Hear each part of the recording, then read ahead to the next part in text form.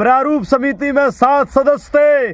7 सदस्यों में 2 सदस्य बीमार थे, बाहर थे, 2 मर गए थे। अकेले परम पूज्य बाबा साहब अम्बेडकर ने 1 साल में संविधान तैयार किया।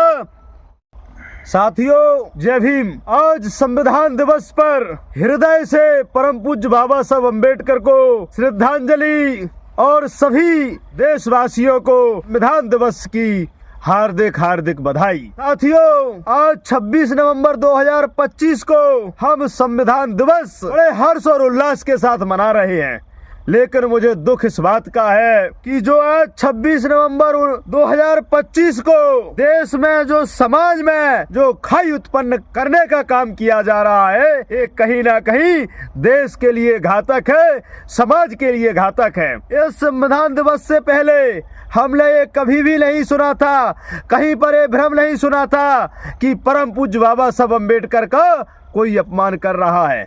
लेकिन आते आते, आजादी के आते आते 75 वर्ष बाद इस संविधान दिवस पर परम पूज्य बाबा साहब अम्बेडकर को गालियां दी जा रही हैं, भ्रम फैलाया जा रहा है। मैं पूछना चाहता हूं साथियों, वो कौन से देश के आतंकवादियों से भ्रम फैलाने वाले लोग जुड़े हुए हैं? आज जो समाज में ऊंच नीच की खाई पैदा की जा रही है, वो कौन लोग हैं? उनसे हमें कहीं ना कहीं सावधान रहने की आवश्यकता है।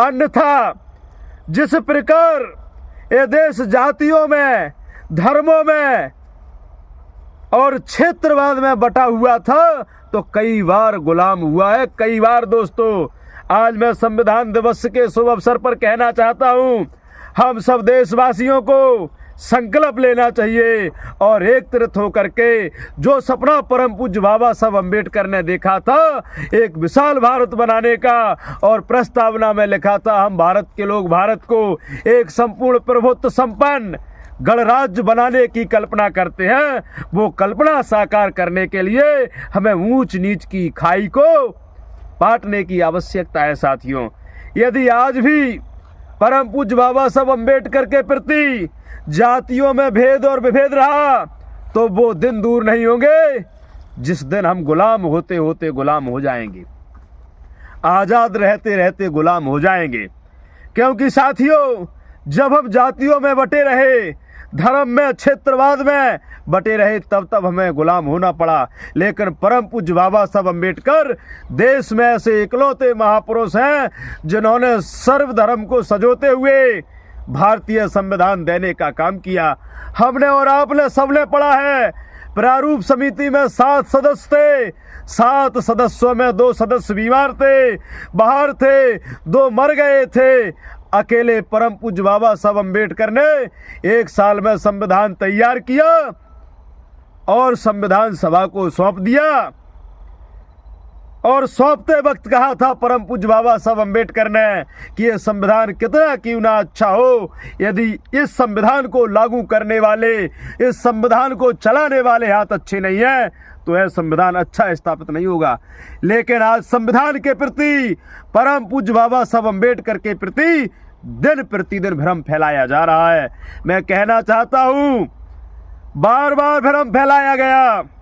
जब जब भ्रम फैलाया गया, तब देश के हृदय को चोट पहुंची है, हृदय के साथ विश्वासघात हुआ है, देश के साथ विश्वासघात हुआ है। जब सोमनाथ का मंदिर लुटा, तब भी ढोंगी पाखंडियों ने भ्रम फैलाया कि ये लड़ने का अधिकार एक जाति, एक वर्ग के लोगों को है। तब सोमनाथ का मंदिर लुट गया था। और अभी भी जातिवादी लोग भ्रम फैला रहे परम पूज्य बाबा साहब अम्बेडकर को लेकर के, धर्म को लेकर के। ये भी हमारे देश के लिए घातक है।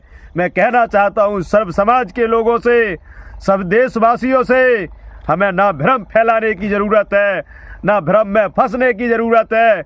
और जो भ्रम फैला रहे, उन्हें समाज से बहिष्कार करने की ज़रूरत है। हम समय रहते भ्रम फैलाने वाले लोगों को बहिष्कार नहीं कर पाए, तो वो दिन दूर नहीं होंगे जिस दिन हम गुलाम हो जाएंगे। जय